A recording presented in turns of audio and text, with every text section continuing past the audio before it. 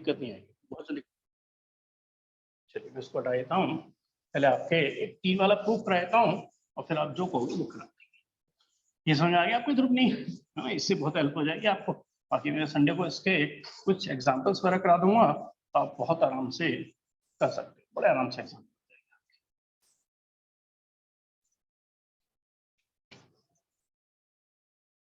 मैं कह रहा था आपका जो 3 वाला प्रूफ था, है ना, 3 वाले प्रूफ को हम एक बार यहाँ पे मैं डायग्राम बना देता हूँ। मैंने यहाँ पे 3 सेट ली, दिस दिस एंड ये सेट लिया, ए यहाँ बी यहाँ सी, है ना। तो इसका फॉर्मूला पहले लिख देता हूँ। फॉर्मूला क्या होता है? N A union B union C is equal to, formula होगा आपका, हाँ ये बोलेंगे क्या होता है पूरा formula? N A plus N B plus N C minus N A intersection B minus N B intersection C minus N, ये आगे पीछे कर दो, उससे कोई फर्क नहीं पड़ता। फिर लास्ट में हाँ प्लस एन, यहाँ पर A intersection B intersection C, है ना। मैं बात कर रहा हूँ इनके डिमांड पर प्रूफ की, इसका प्रूफ कैसे होता है।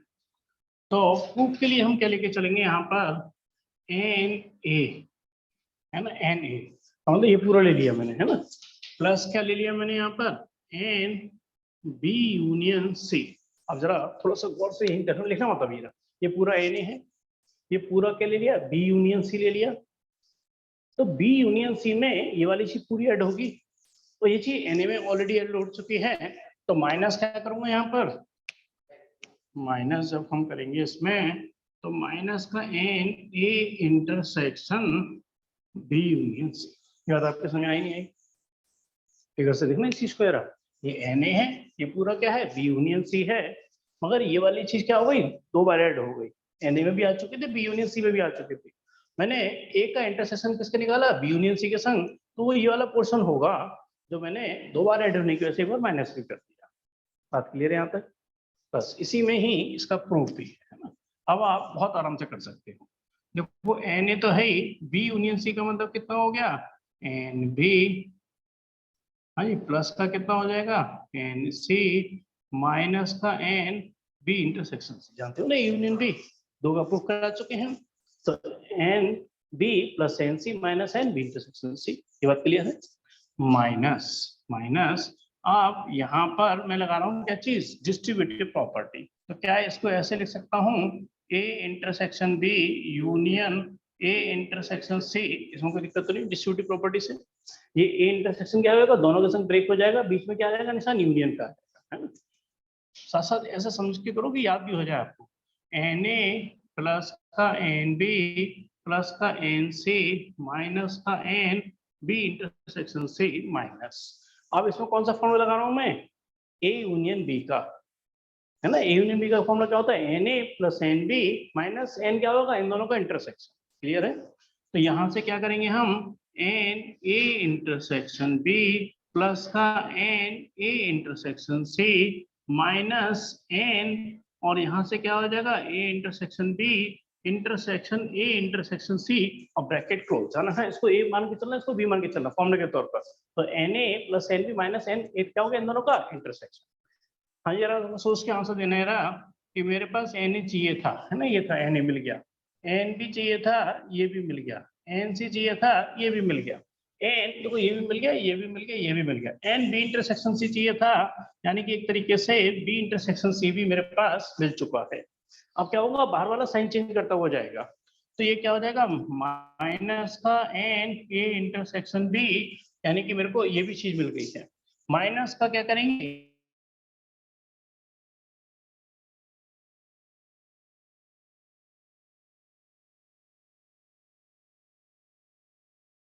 का N A intersection B intersection A intersection C. पहले यहाँ तक क्लियर है मेरी बात?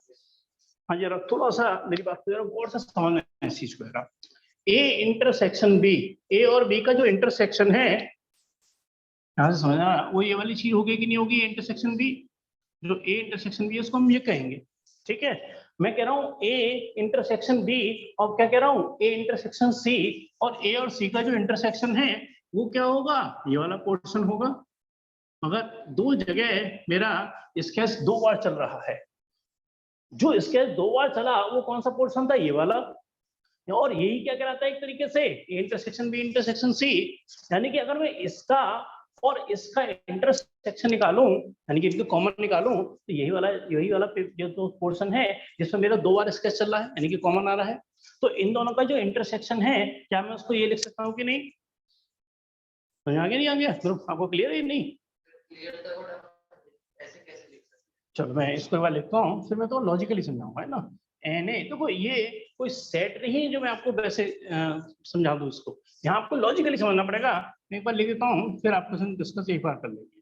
प्लस का N C minus N B intersection C minus का एन ए इंटरसेक्शन सी, और यहाँ सी, और प्लस ये एक तरीके से कितना है, A intersection B intersection C. पहले बताओ वरुण, आपको समझ आया? ये लॉजिक नहीं है पूरी तरह से, लेकिन तो ना अंदर तक समझ आना चाहिए। देखो, एक तो ऊपरी निकल गया दिमाग से, वो अलग चीज है, वो फिर आपको याद नहीं रहेगा, है ना। जरूर आप समझना है रहा। ए इंटरसेक्शन बी में क्या ये वाले एलिमेंट होंगे नहीं होंगे? ठीक है, मान के चलिए मैं एग्जांपल के तौर पे कहूं कि जो ए इंटरसेक्शन बी है वो है 1 2 3 4 और 5, ये एलिमेंट है इसमें ए इंटरसेक्शन बी में। फिर मैं कह रहा हूं ए इंटरसेक्शन सी में कुछ एलिमेंट्स हैं आपके 4 5 6 7, यानी कि इसमें है। अब मैं कह रहा हूं कि कुछ एलिमेंट ए इंटरसेक्शन बी में भी हैं, वो कौन से एलिमेंट हैं? और जो कुछ एलिमेंट है जो इंटरसेक्शन सी में भी, वो किस में है, 4 और 5। तो वो कहाँ बिलोंग करेंगे? वो यहाँ बिलोंग करेंगे। यानी कि अगर मैं इन दोनों का इंटरसेक्शन निकालूंगा, अरे A intersection B intersection A intersection C निकालूंगा, तो आंसर से 4 और 5 ही लिखूंगा, यानी कि ये वाले एलिमेंट ही लिखूंगा। और बाकी डायग्राम से समझो, तो ये कितना है, ए इंटरसेक्शन बी, ये वाला पोर्शन। ये पोर्शन क्या है, इंटरसेक्शन सी। अब इसमें ये बताओ कॉमन पोर्शन कौन सा है जो इंटरसेक्शन बी में भी है और जो इंटरसेक्शन सी में भी है, वो क्या केवल ये वाला पोर्शन होगा या नहीं होगा? पहले इसको फोकस करो जरा। सिर्फ ये वाला पोर्शन तो होगा जो दोनों में कॉमन है, और इसी को तो हम इंटरसेक्शन बी इंटरसेक्शन सी कहते हैं। ये तीनों का कॉमन पोर्शन होता है। तो ये कहूं या ये कहूं, दोनों लॉजिकली एक ही बात है। बात क्लियर है मेरी? कोई कंफ्यूजन इसमें? चलिए, अब आप एक बार चाहो तो मैं चाहूंगा कि एक बार लिख लो इससे, यार, है ना। इसका प्रूफ भी हमने आपको करा दिया है, सेकंड वाला प्रूफ भी करा दिया था, यानी कि 2 वाला ए यूनियन बी वाला। बाकी अब आपकी डिमांड पे कराएंगे, जो भी आपको है ना वो करा देंगे। और एक्स्ट्रा जो भी आप पूछना चाहते हो उसके लिए थोड़ा सा आपको संडे को आया ना, क्योंकि यहाँ पर क्या है ना, कभी कुछ कराएंगे तो आप ज्यादा कंफ्यूज हो जाओगे इसमें ना, तो आपको फायदा कम नुकसान ज्यादा होगा। तो अब सेट्स में आपके एक जो भी डिमांड है वो बता देना। पहले बता दो कौन सा कह रहे हैं, तो मैं क्वेश्चन लिख दूंगा। हाँ, कौन सा क्वेश्चन कहते हैं? 11 वाला। चलिए, आपकी डिमांड पर ले रहा हूँ क्वेश्चन नंबर 11। और आपका कोई डिमांड पूछना चाहते हो, घर जाके पढ़ते हो नहीं?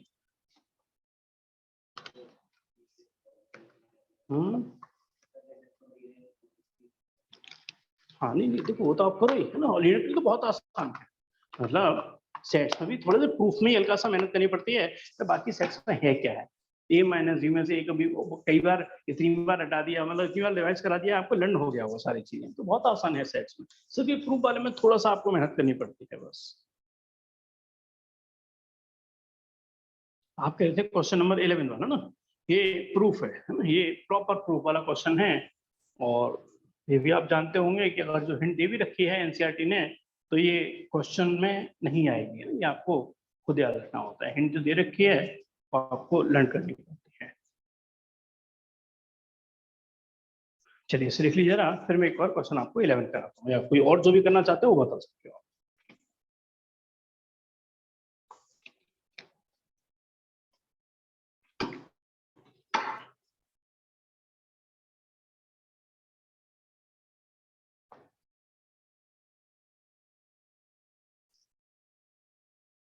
तो ये तो डायग्राम ऊपर तक हटा दूं, यहाँ से खूब से ऊपर हटा दूं?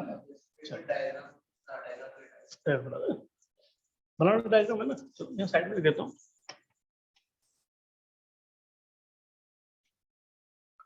क्वेश्चन नंबर आपका 11 है, पेज नंबर है 27।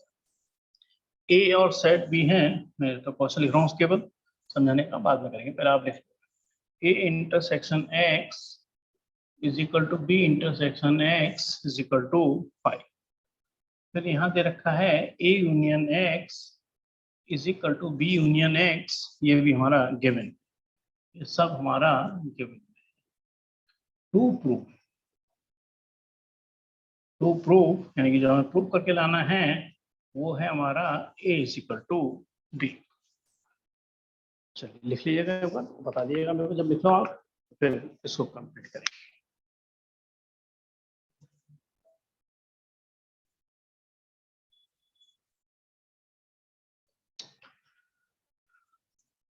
और जैसे आपके स्कूल में लिए एक्टिविटीज हो रहा है, कुछ लॉजिकली समझ में आया नहीं?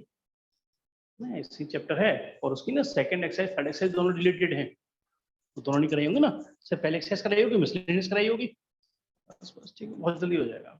ग्राफ वाले में थोड़ा सा टाइम ज़्यादा लगता था, बाकी तो लॉजिकली समझाना है, बहुत जल्दी समझ जाओगे आप, बहुत ईजी।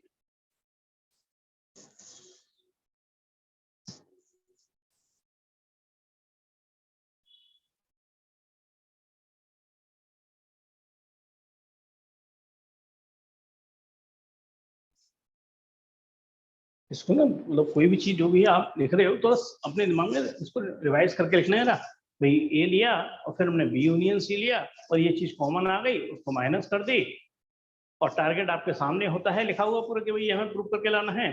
थोड़ा सा कॉमन सेंस का यूज करेंगे आप बहुत आराम से समझ सकते हो ना। ए यूनियन बी का फॉर्मूला लगाए, यहाँ पर भी डिस्ट्रीब्यूटिव प्रॉपर्टी लगाई, प्लस में यूनियन बी लगा दिया, आंसर आ गया। ए इंटरसेक्शन बी और बी इंटरसेक्शन सी का जब हम कॉमन पार्ट निकालेंगे ना, तो वो सिर्फ ये छोटा सा पोर्शन आता है, इसी को हम A intersection B intersection C भी कह देते हैं। तीनों का कॉमन पोर्शन है, उसी को हम A intersection B intersection C कहते हैं।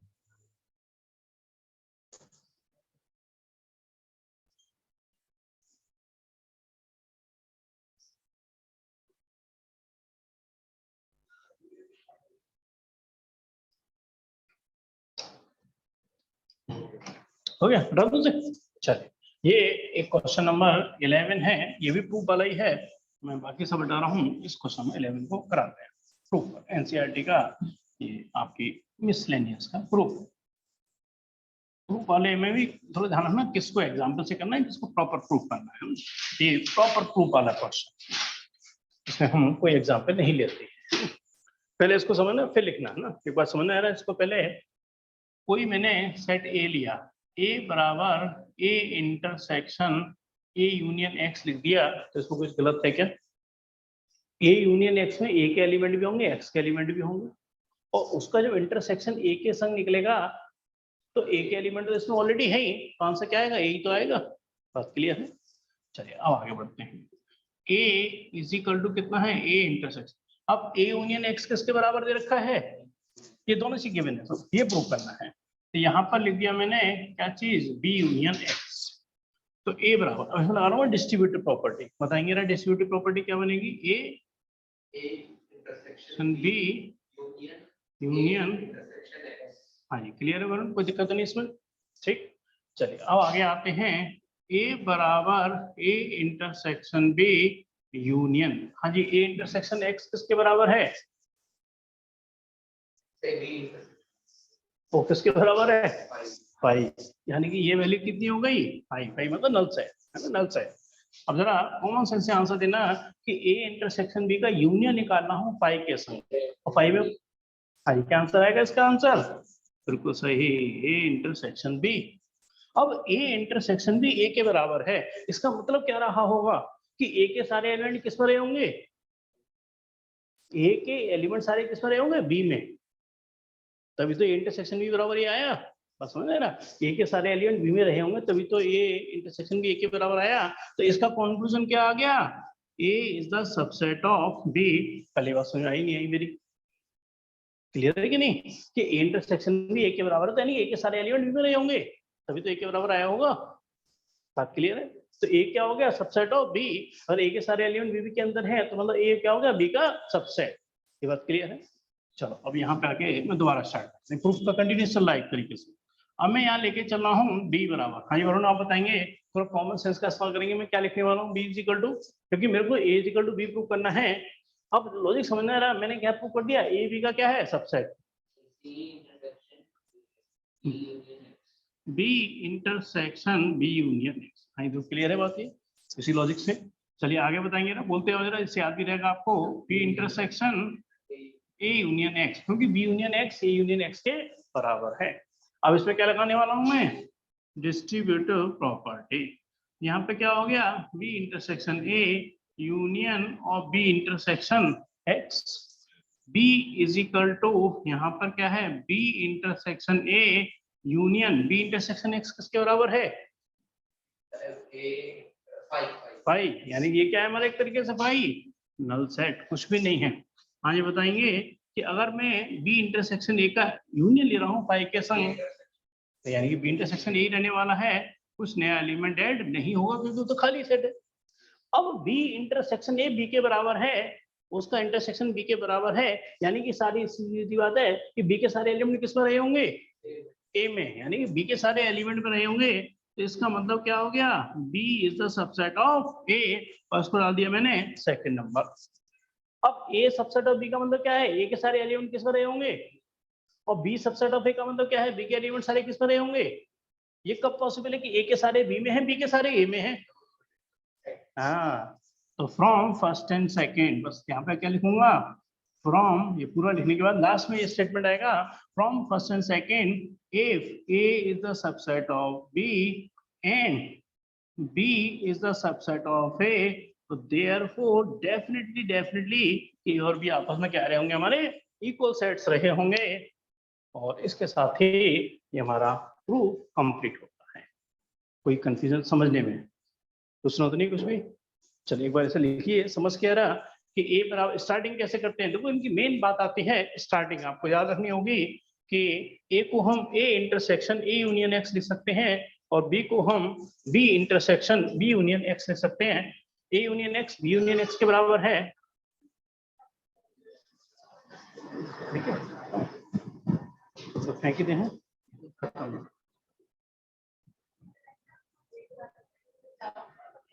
ठीक ठीक।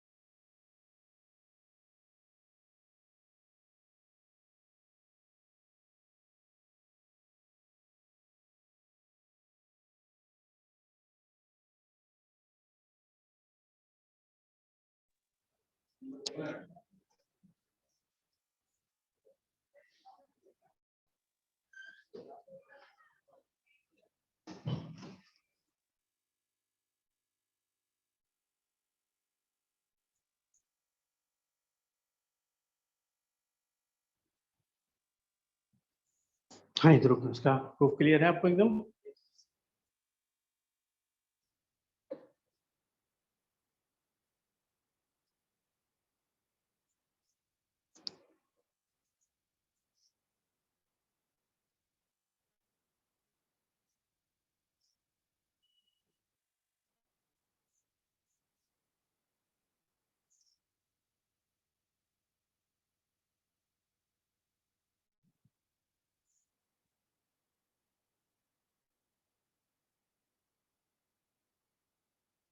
कोई और क्वेश्चन आप चाहेंगे डिस्कस करना, है ना, नहीं तो सेट्स को क्या करना, रिवाइज करना, जो दिक्कत तब बता देना मेरे को, है ना। तो ये कह रहे हैं लीनियर इनइक्वालिटीज, वो छोटा चैप्टर है, जल्दी कंप्लीट हो जाएगा, और उसका ट्रिग्नोमेट्री ले लेंगे, जो भी आपको होगे वो स्टार्ट करेंगे, जल्दी हो जाएगा। ट्रिग्नोमेट्री आपको प्रोसेस में आ दिया, बाकी संडे को काफी समझा उसमें जल्दी समझ जाओगे। तो जनरल सॉल्यूशन वगैरह हट गए हैं, है ना, उसमें भी ट्रिग्नोमेट्री में जनरल सॉल्यूशन हट गए हैं, और ये जल्दी खत्म हो जाएगा, बहुत जल्दी खत्म हो जाएगा। हाँ छोटे चैप्टर, क्योंकि ना इसमें सिर्फ एक एक्सरसाइज और एक मिसलेनियस, केवल दो काम करना है, दो एक्सरसाइज करनी है।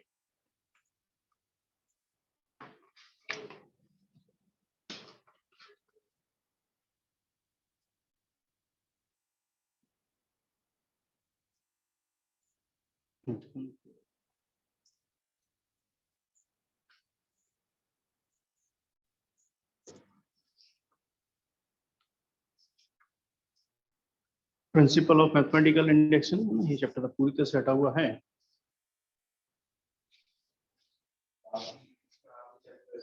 हाँ, इसमें चैप्टर और ये शुरू के जो भी ये प्रॉपर्टीज है या टिक्नोमेट्री है इसमें है। एक बार ये वरुण से डिस्कस कर लेते हैं इनका क्या है। सपोज करो तो मेरी एक्सरसाइज ये चैप्टर जल्दी कंप्लीट हो 6.2 6.3 करनी नहीं है, ये 2 क्लास में कंप्लीट कर।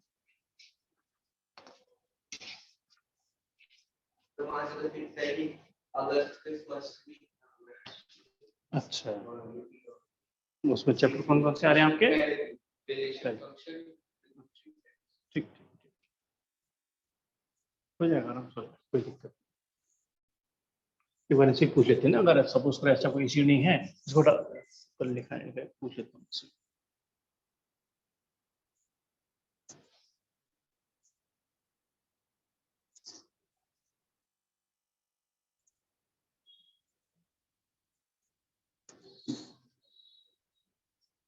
चलो जब तक थोड़ा सा ना आपके संग टेक्नोमेट्री का डिस्कशन कर लेते हैं, टाइम का तो यूज करें प्रॉपर।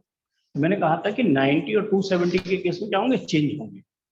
इसमें चेंज होगा साइन, कॉस में कॉस, साइन में टेन, कॉट में कॉट, टेन में सेक, कोसेक, कोसेक, सेक। ये ध्यान रखना, कन्वर्ट टेक्नोमेट्री कितने सिंबल? तो 10th का लॉजिक है ना, टेक्नोमेट्री टोटल 6 सिंबल पे ही हमारी चलती है ना। और 90 है ना, 92 90 और आपका 270 पे चेंज होते हैं, जबकि 180 हो 360 में उसमें साइन साइन कोस कोस ही रहता है ना। और वो अपने घर में जा रहा है, अपने कोऑर्डिनेट में जा रहा है तो क्या होगा? पॉजिटिव, और दूसरे घर में जा रहा है तो क्या होगा? नेगेटिव।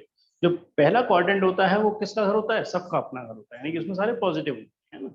जो सेकंड वाला घर होता है, सेकंड कोऑर्डिनेट होता है, वो किसका अपना होता है? साइन और कोसेक का। तो उसमें साइन और कोसेक का पॉजिटिव आएंगे, बाकी सारे नेगेटिव आएंगे, है ना। और थर्ड वाला क्वाड्रेंट किसका होता है हमारा? टेन और कॉट का, है ना। वो उसमें टेन और कॉट पॉजिटिव होंगे, बाकी सारे नेगेटिव। और जो फोर्थ वाला है वो किसका होता है? कॉस और सेक का। उसमें कॉस और सेक पॉजिटिव होंगे, बाकी सारे हमारे नेगेटिव होंगे, है ना। और ये चेंजेस का आपको ध्यान रखना। अच्छा, अब बात आ रही है, बात थोड़ी सी उसमें जो आती है कि वहां अब 11th की बात करें ना, अब पहले तो एंगल जो पढ़ते हैं वो सिर्फ किसमें पढ़ते हैं? जैसे 30 ऐसे लिख देते हैं ना, इसे क्या कहते हैं हम? डिग्री, डिग्री, है ना। मगर अगर यहाँ 30 डिग्री का मतलब कितना होता है? π/6।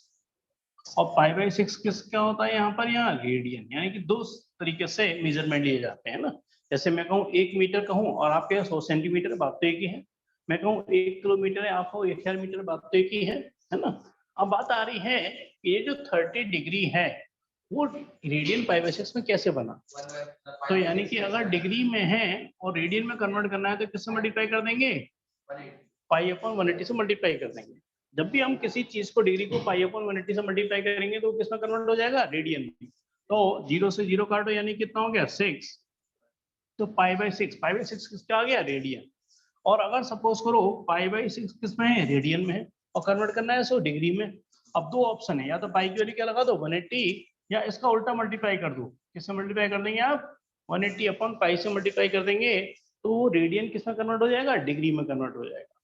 तो पाई से पाई काट दिया, और 6 से कितना हो गया यहाँ से? 30। तो आंसर किस में आ गया? 30 डिग्री में, है ना। तो दोबारा समझो जरा, अगर हमारा डिग्री से किस में कन्वर्ट करना है? रेडियन में कन्वर्ट करना है, तो किससे मल्टीप्लाई करेंगे? π/180 से मल्टीप्लाई करेंगे, है ना।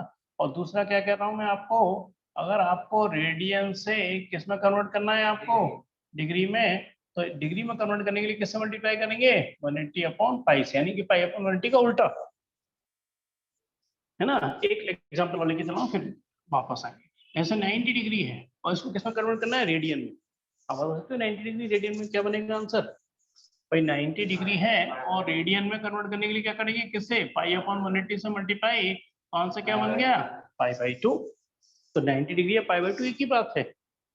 और अब मैंने कह दिया कि π/2 क्या है हमारे पास? रेडियन है, और कन्वर्ट करना है किसमें से? डिग्री में। और डिग्री में कन्वर्ट करने के लिए किससे मल्टीप्लाई करते हैं? 180 अपॉन पाई से मल्टीप्लाई करते हैं, तो पाई से पाई कट गया, आंसर कितना हो गया यहाँ पे 90 डिग्री। बस यही लॉजिक है, यही लॉजिक है। तो रेडियन में कन्वर्ट करना है तो डायरेक्ट कैसे मल्टीप्लाई करेंगे आप, पाई अपॉन 180 से, और डिग्री में कन्वर्ट करना है तो किससे मल्टीप्लाई करोगे, 180 अपॉन पाई से मल्टीप्लाई करोगे। डिग्री में कन्वर्ट करना है तो किससे मल्टीप्लाई करोगे, 180 अपॉन पाई से, और अगर रेडियन में कन्वर्ट करना है तो किससे मल्टीप्लाई करोगे, पाई बाई 180 से। ये लॉजिक होता है ना। चलिए खैर, अब मैं इसको बता रहा हूँ। पहले बताइए वरुण, इनका तो सेट में कुछ पूछना नहीं है इनको, तो आपके हिसाब से कुछ सेट में कोई कंफ्यूजन है या कुछ रहता है आपके हिसाब से, एक बार रिवाइज करोगे, कोई दिक्कत है संडे को डिस्कस कर लोगे, है ना, ये बता दें, नहीं डिस्कस कर लेंगे, फिर क्या बात है, संडे की भी क्या जरूरत है ऐसी। चलो फिर अब बात आ रही है नए चैप्टर को स्टार्ट करने की। तो इनके ये कह रहे हैं कि 3 चैप्टर हैं, सेट्स, रिलेशन एंड ट्रिग्नोमेट्री। आपके चैप्टर हैं लीनियर इनइक्वालिटीज और सीक्वेंस एंड सीरीज। सही है आपके, कोई और चैप्टर तो नहीं है आपका, ठीक। आपका कब आएगा ये पेपर में, अगस्त फर्स्ट, यानी कि दोनों की ही स्थिति सेम है आपकी, है ना।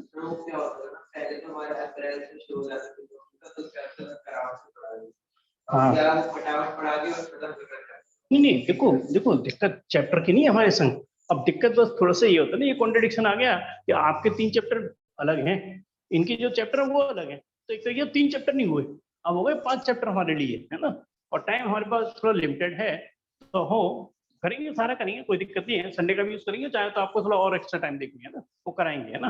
अगर इनका भी टाइम ज्यादा नहीं है और आपके पास भी टाइम ज्यादा नहीं है, तो जो चैप्टर बहुत जल्दी कंप्लीट हो जाएगा वो है आपका चैप्टर लीनियर इनइक्वालिटीज। फिर टाइम वेस्ट नहीं करते, इनमें केवल 2 एक्सरसाइज करनी है आपको, है ना, और आप भी सीखना, मतलब ये मत सोचना कि नहीं आ रहा तो, है ना, सीखना सारा है आपको। हाँ, वो तो रिवीजन, एक रिवीजन ही हो जाता है, मगर इस समय हम थोड़ा सा इसको बहुत आराम से कराएंगे, मतलब मीडियम स्पीड से कराएंगे। पेज 122 और चैप्टर है आपका लीनियर इनइक्वालिटीज, और पहले तो इसका लॉजिक बताऊंगा आपको, फिर डिस्कस करेंगे लीनियर इनइक्वालिटीज। देखिए, अब तक आपने जो मोस्टली इक्वेशंस पढ़ी हैं वो कैसे पढ़ी हैं आपने, कि x इज इक्वल टू क्या है, y है, या y इज इक्वल टू क्या है, x प्लस 3, इस तरह की इक्वेशंस आपने अब तक पढ़ी है। अभी लिखना मत, केवल समझना, अभी केवल समझ में बताना, इस तरह की इक्वेशंस पढ़ी हैं। ये बीच में साइन किसका है, इसमें इक्वल का, मगर यहाँ पर क्या कर रहा है, लीनियर इनइक्वालिटीज, अब इक्वल नहीं है, इक्वल के साथ साथ और भी सिंबल आ रहे हैं, है ना, तो ये सिंबल अगर मैं कहूँ x is, ये सिंबल लगा दिया, इसका मतलब क्या है, x is greater than y, है ना, और अगर मैं कहूँ x is greater than is equal to y, symbol है, ये सिंबल किसका है, x is less than y, यहाँ पर क्या है, x is less than equal to y। ये जितने भी सिंबल्स यूज कर रहा हूँ ये सभी क्या कहलाते हैं, हमारे इनइक्वालिटी के सिंबल कहलाते हैं, है ना। अब ये सिर्फ नहीं है कि x और y इक्वल है, इसका मतलब x y की या तो इक्वल भी होगा या x y से क्या होगा, बड़ा भी होगा, बड़ा होगा। यहाँ पर x y से क्या होगा, सिर्फ और सिर्फ बड़ा होगा, यहाँ पर क्या होगा, इक्वल भी हो सकता है, बड़ा भी हो सकता है ना। यहाँ पर क्या होगा, x y से छोटा, यहाँ पर x y से क्या होगा, छोटा और इक्वल, दोनों केस चलेंगे, है ना। यही सिंबल जो हमारे लीनियर इक्विलिटीज कहलाते हैं, है ना। अगर मैं, अब तो कुछ वर्ड यूज आएंगे इसमें, अगर मैं बात कर रहा हूँ, कोई यूज कर रहा हूँ एट लीस्ट, उसकी वैल्यू कम से कम 70 है, तो मैं क्या लिखूंगा, x is greater than is equal to 70। At least का मतलब या तो 70 है या 70 से ज्यादा है, कम से कम कितनी है, 70 हो सकती है। और अगर मैं वर्ड इस्तेमाल करूं, सिर्फ ये करूं कि ग्रेटर देन 70, अगर मैं कहूं ग्रेटर देन 70, तो x इज, सिंबल क्या आएगा यहाँ पर, ग्रेटर देन 70, ठीक है। मैं अगर वर्ड यूज कर रहा हूं आपका एट मोस्ट 70, भाई बताएंगे ना क्या लिखने वाला हूँ, x इज, आप बताओ जरा क्या लिखेंगे, x इज हाँ, x is less than is equal to क्या हो गया, 70। और फिर अगर मैं यहाँ पर ऐसे कर दूं कि सपोज करो लेस देन 70, तो इसका मतलब क्या हो गया, x इज लेस देन 70, ठीक है। और अगर मैं ऐसे इस्तेमाल कर लूं कि x कोई वेरिएबल है जो क्या है, in between 70 and 90, in between 70 and 90, तो इसका मतलब क्या आएगा आंसर, कि x इज ग्रेटर देन तो किससे है, 70 से है, मगर छोटा किससे है 90 से। ये बात समझ में आ गई मेरी। अच्छा अगर मैं थोड़ा कहूँ सपोज करूँ कि x ग्रेटर देन तो 70 से है and x is less then 50 से है, तो क्या कोई आंसर पॉसिबल है क्या नहीं? x is greater then 70 and less than 50 है ना, तो कोई आंसर पॉसिबल नहीं है। या तो इसे खाली छोड़ोगे या इसे फाइल लिखोगे, ऐसा कोई आंसर पॉसिबल नहीं है जो 50 से छोटा भी हो और 70 से बड़ा भी हो। अगर मैं कह दूं कि x इज ग्रेटर देन 70 और x इज लेस देन 50, तो क्या कोई आंसर पॉसिबल होगा क्या? और है तो हमारे में आंसर क्या पॉसिबल होंगे? -∞ से लेके 50 और दिस यूनियन 70 से लेकर के इंफिनिटी। अब ये आंसर पॉसिबल है। अब क्लियर है मेरी? ये कौन सा सिंबल होता है हमारा? ओपन इंटरवल का। इसका मतलब 50 की वैल्यू इन्वॉल्व नहीं होगी, या तो 50 से छोटे होंगे और किधर होगा कोई लिमिट नहीं है इधर बढ़ने की, और इसका मतलब क्या है 70 या 70 से क्या होंगे बड़े होंगे, क्योंकि 70 भी इसमें इन्वॉल्व नहीं है। तो अब दो आंसर पॉसिबल है, आंसर ये भी पॉसिबल है, आंसर ये भी पॉसिबल है, तो बीच में क्या लगा दिया? यूनियन, यानी और लगा दिया।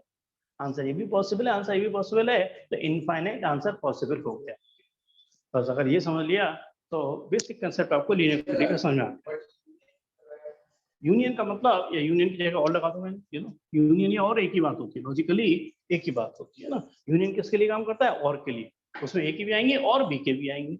एंड का मतलब क्या होता है? इंटरसेक्शन, उसमें ए के आएंगे एंड बी के आएंगे। बात क्लियर? यूनियन किसके लिए काम करता है? और के लिए, और इंटरसेक्शन किस सिंबल के लिए काम करता है? एंड के लिए। बात क्लियर है मेरी? चलिए अब हम थोड़ा सा स्टार्ट करेंगे। नंबर सिस्टम के बारे में सारा पता है। नेचुरल नंबर की स्टार्टिंग किससे होती है? 1 2 3 4 5। होल नंबर की 0 1 2 3 4 5 6 है ना। और बाकी बाय डिफॉल्ट कौन सा नंबर सिस्टम यूज करते हैं हम? रियल नंबर है ना। सबसे बड़ा नंबर सिस्टम जो हम यूज करेंगे वो रियल नंबर है ना। कॉम्प्लेक्स नंबर का सिर्फ कॉम्प्लेक्स नंबर वाले चैप्टर तक रखोगे है ना, बाकी कहीं भी कॉम्प्लेक्स नंबर का यूज नहीं होगा, क्योंकि वो इमेजरी नंबर होते हैं, उसे नंबर लाइन वगैरह पर कहीं पर रिप्रेजेंट नहीं किया जा सकता। बात क्लियर है मेरी? तो सिर्फ कौन सा सिस्टम में आपको यूज करना है? नंबर सिस्टम में रियल नंबर। तो बाय डिफॉल्ट अगर कुछ भी नहीं दे रखा है तो कौन सा सिस्टम आपका यूज होगा? Real number. ठीक, चलिए बात क्लियर है। अब हम आते हैं क्वेश्चन पे और जल्दी जल्दी से आपके संग डिस्कस करेंगे और आप आंसर देंगे है ना। आप आंसर देंगे। आंसर मैं चाहूंगा कि एक बार आप ही निकाल के दें। क्वेश्चन नंबर 1 लिख रहा हूँ, फिर इसका आंसर मैं चेक करूंगा। इसे करना है सॉल्व। सॉल्व का मतलब समझोगे, एक्स की वैल्यू निकालनी है। यहाँ पर कह रहे हैं 24x इज लेस देन 100, मगर इसमें भी जो नंबर सिस्टम यूज हो रहा है ना वो x बिलोंग्स टू n, मतलब नेचुरल नंबर का सिस्टम यूज हो रहा है। बताएंगे इसका आंसर जरा क्या आएगा? कर सकते हो बड़ी आसानी से, बहुत आराम से कर सकते हो। ये मत सोचना कि इसमें कुछ भी ऐसा है जो आपको नहीं आता।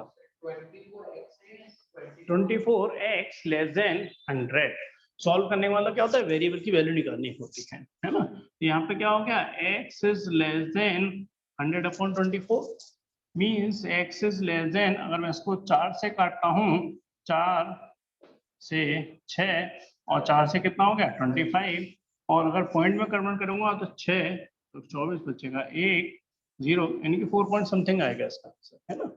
आंसर इसका पॉइंट पे आ रहा है। मगर सिस्टम कौन सा यूज हो रहा है हमारे पास? नेचुरल नंबर का। तो बता सकते हैं कि x के कौन कौन सा आंसर पॉसिबल है? देखो पहला नंबर क्या होगा? 1, दूसरा नंबर क्या पॉसिबल होगा? 2, तीसरा आंसर क्या होगा पॉसिबल? 3, और कोई पॉसिबल नहीं आपके हिसाब से? बिल्कुल ठीक, 4 भी आएगा है तो, नहीं देखो मैं कहूँ 4.1 से छोटा है तो 4 तो इसमें आ गया ना। हाँ लेस देन 4 लिखा होता तो 4 नहीं लिखता मैं। 4.1 से क्या है? 4 से छोटा ही है और नेचुरल नंबर भी है। इसका आंसर क्या आ गया? 1 2 3 4, तो ये बिल्कुल सही आंसर है। अब इन्होंने इसी के सेकंड पार्ट को क्वेश्चन यही रखा, मगर क्या कर दिया? x belongs to z। यहाँ पर क्या कर दिया? x belongs to z। हाँ जी, z किसको रिप्रेजेंट करता है यहाँ पर? इंटीजर। यहाँ पर आ गया इंटीजर। अब जरा सोच के आंसर बताना जरा है ना, सोच के आंसर बताना। x इज लेस देन कितना है? 4.1, और इंटीजर में भी कर्ली ब्रैकेट्स में आंसर लिखा जाता है, क्योंकि सिर्फ इंटीजर ही आएंगे, ऐसा नहीं कि पॉइंट में आंसर आ जाए है ना। चलिए हाँ बताएंगे। माइनस इन्फिनिटी टू 4, तो यहाँ पे क्या लिखेंगे 4, उससे पहले क्या लिखेंगे 3, उससे पहले 2, फिर 1, फिर 0, फिर -1 और डैश डैश डैश। बात क्लियर है? हाँ, और ये डैश डैश डैश क्या मतलब कर रहा है, इन्फिनिटी को ही रिप्रेजेंट कर रहा है, और इन्फिनिटी में भी किधर जा रहा है, माइनस इन्फिनिटी की तरफ, तो डैश डैश डैश इसी बात को रिप्रेजेंट कर रहा है। अच्छा, अगर मैंने सपोज करो इस आंसर को ऐसे लिख दिया होता, माइनस इन्फिनिटी से लेकर के 4 और लेस देन, सपोज करो मैंने ऐसे लिख दिया होता, तो क्या आंसर सही था ये? हाँ जी ध्रुव, आपको मानना है कि अगर मैं इस आंसर को क्या ऐसे लिख सकता है या नहीं, और क्या सही है या नहीं, इनका तो मानना है कि ये सही है आंसर ही। इन्फिनिटी तो है, माइनस इन्फिनिटी है तो सही, तो इन्फिनिटी और माइनस इन्फिनिटी तो कभी भी क्लोज इंटरवल आता ही नहीं है। इन्फिनिटी और माइनस इन्फिनिटी हमेशा क्या लगेगा, ओपन इंटरवल ही लगता है, उसमें क्लोज इंटरवल कभी आता ही नहीं है। मगर ये आंसर लॉजिकली क्या है, गलत है। मालूम है क्यों गलत है? और मैंने ऐसा लिख दिया तो इसका मतलब इसके अंदर 3.99 भी है, इसके अंदर क्या है 3.98 भी है, यानी कि आंसर पॉइंट के भी आंसर सारे आ गए, क्योंकि बाय डिफॉल्ट किसका नंबर सिस्टम काम कर रहे हैं, यहाँ पर रियल नंबर काम करता है ना। तो यहाँ पर इस तरह से रिप्रेजेंटेशन का मतलब इसके अंदर पॉइंट वाले नंबर भी आ गए, यानी कि 4 या 4 से छोटा 3.9 भी इन्वॉल्व हो गया। अगर हमें इंटीजर में आंसर देना है तो हमें दिखाना पड़ेगा कि 4 से छोटा क्या है 3 से छोटा क्या है 2, 2-3 नंबर लिखो और डैश डैश डैश लगा दो, क्योंकि हमें सिर्फ इंटीजर लिखने हैं, तो हमें रिप्रेजेंटेशन इसका ऐसा देना होगा कि 4 से पहले सिर्फ 3 ही आएगा, 3.5, 3.6, 3.7 नहीं आएंगे, और इसका मतलब इसमें पॉइंट वाले नंबर भी इन्वॉल्व हो जाएंगे, है ना। तो ये सही रिप्रेजेंटेशन है इसका। बात क्लियर है मेरी? चलिए सर, अब आते हैं इसके सेकंड क्वेश्चन पे। ये लिख लेना एक बार आप, है ना, जब तक मैं क्वेश्चन नंबर सेकंड लिख रहा हूँ आपका, और इसका आंसर आप लिखेंगे, है ना? और देखूंगा थोड़ा सा वैरायटी वाइज लिखूंगा, बिल्कुल एक जैसे क्वेश्चन है तो थोड़ा आप ट्राई भी कर सकते हो।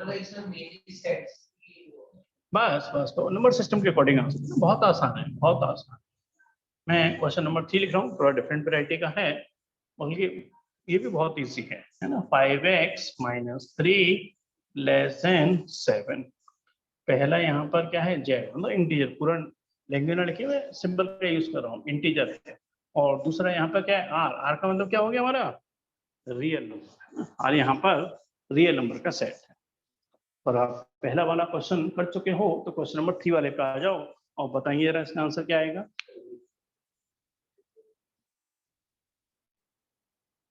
पहले, सबसे पहले तो आप यहाँ पर x की वैल्यू निकालोगे ना, फिर उसका आंसर इंटीजर के अकॉर्डिंग लिखोगे, और यहाँ पर आंसर सेकंड पार्ट में रियल नंबर के अकॉर्डिंग लिखोगे।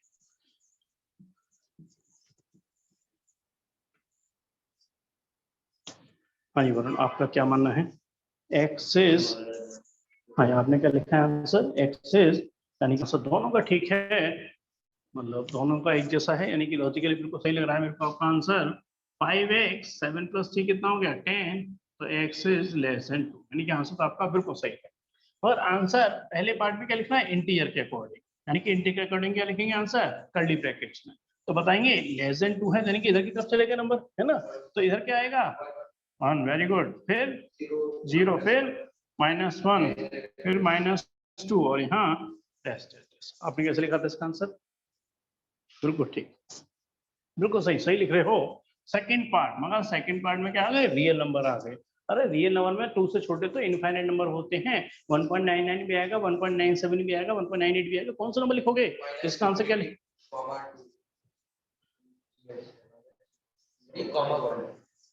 देखिए अब 2 से छोटा है, यानी क्या चलेगा, माइनस इन्फिनिटी, और ध्यान रखना इन्फिनिटी हो या माइनस इन्फिनिटी, हमेशा क्या लगना है उस पर, ओपन इंटरवल, उस पर क्लोज इंटरवल कभी नहीं लगता है। और 2 से छोटा है तो 2 लगाएंगे। अब 2 पे कौन सा ओपन इंटरवल लगेगा, ओपन या क्लोज्ड? क्लोज लगेगा, आपके अकॉर्डिंग ओपन, क्यों?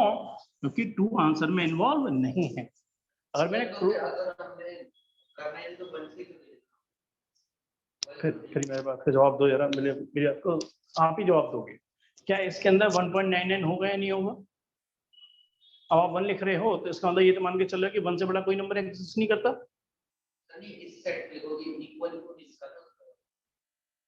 दोबारा समझ मेरी बात, पहले फर्क समझना यार। मैंने कहा x < 2, तो क्या इसमें 2 इन्वॉल्व है, तो इधर बढ़ेगा, इधर इससे कोई लिमिट नहीं है, तो इधर क्या आएगा माइनस इंफिनिटी, बट 2 और 2 पे क्या आ जाएगा क्लोज इंटरवल। क्लोज इंटरवल इसलिए आया कि आंसर या तो 2 होगा या 2 से छोटा होगा। बात क्लियर है? अब इसमें 1.99 भी है, 1.96 भी है, सारे नंबर अंडरस्टूड है इसके अंदर है, क्योंकि रियल नंबर का सेट काम कर रहे हैं। यहाँ पर रियल नंबर में सारे नंबर आते हैं, जैसे जानते होगे ना। मगर यहाँ पर क्या हुआ, क्या आंसर में 2 इन्वॉल्व है क्या? नहीं है। और जब इन्वॉल्व नहीं होता तो 2 पे क्या लगाएंगे? क्योंकि अगर मैंने ये वाला इंटरवल लगा दिया तो 2 आंसर में आ गया, बल्कि इसके अकॉर्डिंग आंसर में 2 एग्जिस्ट नहीं कर रहा।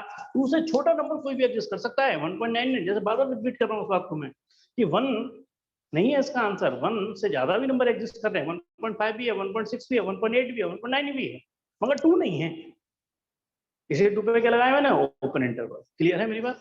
चलो और एक तो देखते हैं जरा, ये बहुत जल्दी समझ जाओगे, बहुत जल्दी हो भी जाएगी एक्सरसाइज, थोड़ा सा बस प्रेजेंस ऑफ माइंड है। अब मैं आ रहा हूँ इसके कौन से 4th वाले पार्ट पर, है ना, फिर अलग लॉजिक, मतलब थोड़ा सा फॉर्मेट अलग है पूछने का। सॉल्व करवा रहा है, यानी कि 3x, ये मैं उम्मीद करता हूँ आप दोनों से ही आप बिल्कुल सही आंसर दोगे। 3x + 8 > 2, और पहला क्या है? इंटीजर यानी कि z, और दूसरा वाला पार्ट क्या है यहाँ पर? r, रियल नंबर, यानी कि कोई सेट सेम है, इंटीजर और रियल नंबर दोनों के बारे में आपको बहुत अच्छे से आइडिया हो गया है। अब इंटीजर 0 भी होता है, इंटीजर नेगेटिव भी होता है, इंटीजर पॉजिटिव भी होता है, तो पॉइंट के नहीं आते। रियल नंबर हमारा सबसे बड़ा नंबर सिस्टम है, इसमें जो बाय डिफॉल्ट भी काम करता है, इसमें सब कुछ आते हैं, पॉइंट भी आता है, रेशनल भी आता है, इरेशनल भी आता है, इसलिए इसको ओपन इंटरवल क्लोज इंटरवल के फॉर्मेट में लिखा जाता है। पहले x की वैल्यू निकाल देना, कितनी आ रही है? x की आ रही है -2, और ग्रेटर देन या लेस देन? बिल्कुल सही आंसर आपका दोनों का है ना। फिर भी एक बार मैं लिख देता हूँ यहाँ पर 3x > 2 - 8 कितना हो गया? -6, तो x इज ग्रेटर देन कितना आ गया? -2। अब जरा समझना, ये आंसर बिल्कुल सही है ना, बिल्कुल सही है। कुछ स्टूडेंट में क्या करते हैं, ऐसे कर देते हैं कि 3x + 8 > 2, है ना। वो क्या करते हैं, सपोज करो किसी स्टूडेंट ने ऐसे किया, भाई मैं तो ऐसे करूंगा, और माइनस का 3x, यानी कि 3x को उधर ले आऊंगा, 2 को इधर ले आऊंगा, तो कोई दिक्कत तो नहीं है। तो यहाँ से कितना हो गया? 8 - 2 कितना हो गया? 6, और ग्रेटर देन कितना हो गया? -3x, यानी कि जो -3x है वो लेस देन किससे हो गया? 6 से। तो जब मैं -3 से डिवाइड करूंगा तो x इज लेस देन कितना आ गया? -2। अब यहाँ तो ग्रेटर देन था, यहाँ तो लेस देन था, आंसर उल्टा हो गया। तो इसमें ऐसा लॉजिकली क्या गलती हुई? कुछ आइडिया है आपको? आपके स्कूल में चला है, कुछ बता सकते हो कि इस यहाँ से ये वाला सही है, ध्यान रखना, इसमें क्या गलती हुई? अब लॉजिक समझना, क्या गलती हुई? -4 है और -2 है, -4 -2 से क्या होगा? छोटा। किसका निशान आएगा? लेस देन का। ठीक है, और मैंने माइनस क्या कर दिया? काट दिया। अब क्या हो गया? 4 और 2, अब ये कह रहे हैं 4 इज लेस देन 2, क्या सही है? अब गलत हो गया। कुछ बता सकते हो कि क्यों ऐसा क्यों होता है? क्यों? इसमें जब हम माइनस से दोनों साइड से मल्टीप्लाई या डिवाइड करते हैं ना, तो साइन ऑफ इनइक्वालिटी को भी रिवर्स करना होता है। ये लॉजिक है इनइक्वालिटी का। ऐसा नहीं है, इक्वल नहीं है, इक्वल नहीं है कि -x = -5 लिखा है, माइनस से माइनस खत्म करा तो अभी तो x = y रहेगा। मगर जब हम माइनस से मल्टीप्लाई करते हैं इनइक्वालिटी के केस में, तो साइन ऑफ इनइक्वालिटी को रिवर्स करना होता है। लेस देन ग्रेटर देन में कन्वर्ट हो जाएगा, ग्रेटर देन लेस देन में कन्वर्ट हो जाएगा। तो माइनस से जब हम डिवाइड या मल्टीप्लाई कर सकते हो, कोई दिक्कत नहीं है, मगर इस साइन ऑफ इनइक्वालिटी को रिवर्स करना होगा, ये ग्रेटर देन -2 होगा। अब देखो आंसर फिर वही सेम आ गया। ठीक, बात किसकी कर रहे थे हम? इंटीजर की। जरा सोच के आंसर देना। पहले पार्ट का आंसर लिख रहा हूं मैं। पहले बताओ -2 से बड़ा है तो नंबर इधर से शुरू करूंगा या उधर से शुरू करूंगा? लेफ्ट साइड से, राइट साइड से?